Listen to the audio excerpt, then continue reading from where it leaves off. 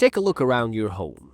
That shampoo in your shower, that toothpaste on your sink, the detergent in your laundry room, the baby diapers, toilet paper, or even the air freshener in your car. What if I told you that most of these products, if not all, despite having completely different brand names, actually belong to the same company? It's not Amazon, it's not Walmart, it's a name you barely hear but one that dominates everything. Procter & Gamble. This company isn't just big. It's enormous. It's a hidden empire generating over 80 billion a year while remaining largely invisible to the average consumer. Today we're pulling back the curtain on the corporate giant that controls your daily life without you even realizing it. Unlike Apple or Coca-Cola, Procter & Gamble doesn't rely on a single recognizable brand name.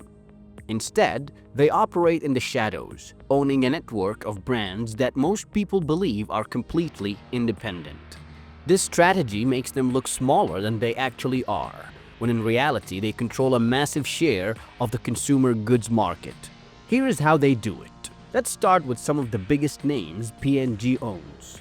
In personal care and beauty, they own Gillette, the world's top razor brand, along with Head & Shoulders, the best-selling shampoo globally, Pantene, a leader in hair care, as well as Olay, a multi-billion-dollar skincare empire.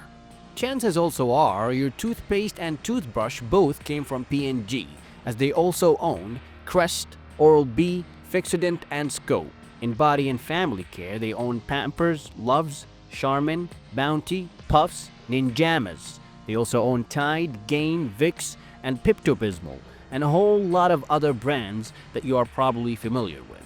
Each of these brands is a market leader in its category, and together they generate billions of dollars every year. The true scale of Procter & Gamble is staggering. They own over 20 brands that each make more than $1 billion per year, a milestone that very few companies ever reach. Their products are sold in over 180 countries, making them more globally connected than most governments. They have in fact made more than $80 billion in revenue in 2023. That's more than the GDP of countries like Ecuador, Sri Lanka, or Luxembourg. They spend over $7 billion per year on advertising alone, making sure their brands stay at the top of your mind even if the company itself stays hidden. This kind of financial dominance is almost unheard of, and it all happens without most consumers ever recognizing the name Procter & Gamble on a store shelf. But the question is, how did they get this powerful? Well, the story of P&G starts all the way back in 1837 in Cincinnati, Ohio, USA. It began with two men, William Procter, a candle maker, and James Gamble, a soap maker. They married into the same family and decided to join forces to create one business. At the time, they were just one of many small businesses making basic household products. But they had one major advantage.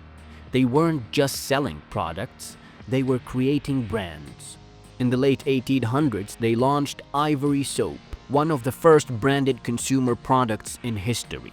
This was a revolutionary idea.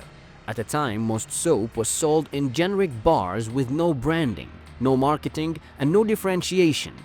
But P&G realized that if they could convince people to buy their specific soap brand, they wouldn't just be selling a product. They'd be selling trust and loyalty. By the early 1900s, they doubled down on this branding strategy and started aggressively marketing more household essentials, detergents, toothpastes, shampoo, and baby care products. Over the next century, Procter & Gamble didn't just grow, they became the undisputed king of household brands. However, Procter & Gamble's dominance isn't just about having a lot of brands. It's more about how they operate. As we've already discussed, P&G has one of the largest marketing budget in the world, spending over $7 billion every year. You see, this isn't just about TV commercials. They own the shelves and stores. They control digital advertising and even sponsor Olympic teams to make their brands feel like part of your life. The company also happens to show knowledge of the consumer psychology. P&G knows what you want before you do. They use massive amounts of consumer data to predict trends and push new products before you even realize you need them. For example, they were one of the first companies to figure out that expecting mothers change their buying habits before they even announced their pregnancy. So, they started targeting women with Pampers ads before they even had their first child. But what really put them at the top is their ferocious market domination strategies. You see, P&G doesn't just compete in the consumer goods industry, they control it. Their strategy isn't just about being one of many options on the shelf, it's about being the dominant choice, making sure that no matter what product you pick, you are more than likely buying from them. One of the most powerful weapons in P&G's arsenal is acquisition. For one, if they see a competitor gaining traction in a market they want to dominate, they don't try to fight their way in from the bottom, they buy their way in at the top. For instance, in 2005, P&G acquired Gillette for $57 billion, instantly taking control of the global shaving industry. This, of course, didn't just give them razors, it gave them dominance over shaving creams, grooming products, and electric trimmers. They also acquired Richardson Vicks in 1985, bringing Vicks, NyQuil, and Clearasil under their umbrella and expanding their reach into healthcare and skincare. Once they own a brand, they pump it with resources, marketing, and global distribution, ensuring that it crushes any remaining competition. And if they ever face competition, they outspend and outmarket their rivals. You want to know how? Well, they spend annually on advertising more than Coca-Cola, McDonald's, and even Apple. This allows them to keep their brands at the forefront of consumers' mind, pushing competitors off the shelves and out of the conversation. That, along with their massive supply chain and economies of scale, which let them manufacture and distribute products more efficiently than almost any competitor. If a smaller brand tries to undercut them on price, P&G can lower their prices until the competition is wiped out, then raise them back up once they have gained full control. And whenever P&G enters a new market, they don't wait for competitors to catch up.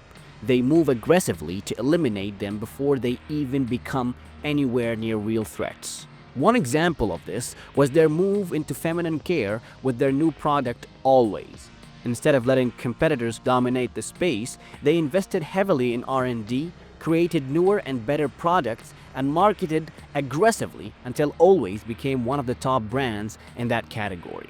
Another example is Tide's stranglehold on the laundry detergent market. Tide isn't just the best-selling detergent in the US, it is so dominant that competitors struggle to gain any meaningful market share. Even when new eco-friendly brands emerge, P&G simply launches their own eco-friendly versions of Tide or Gain, ensuring that any new trend in the market still leads back to them. The bottom line is, Procter & Gamble's market domination isn't an accident. It is a well-oiled corporate machine designed to eliminate competition before it ever becomes a problem. They don't just compete, they take over, ensuring that no matter what brand you choose, you're still choosing P&G. So now to ask this question, why don't people talk about Procter & Gamble the way they talk about, say, Google, Amazon, or Tesla? Well, the simple answer is because P&G doesn't want you to know that they exist. By keeping their name in the background and letting their brands take the spotlight, they avoid the public scrutiny that comes with being a visible giant. This allows them to operate without controversy, expand their empire without resistance, and keep selling products without customers realizing they're buying from the same company over and over and over again. And if you hated one of their products for any reason and sought to change it, you probably will wind up with one of their products anyway without even knowing it. So, next time you go to the store, take a closer look at the brands you're buying. You might think you're choosing between different companies, but in reality, you're just feeding the same empire. Procter & Gamble isn't just a company, it's a corporate superpower controlling the way you shop, what you buy, and even how you think about household products. And chances are, you've already bought something from them today. Here, Take a look at all these brands from P&G and tell us, which brands have you bought recently? Tell us in the comments section if you agree with the way they do business or if you find it greedy. And don't forget to like this video and subscribe to our channel.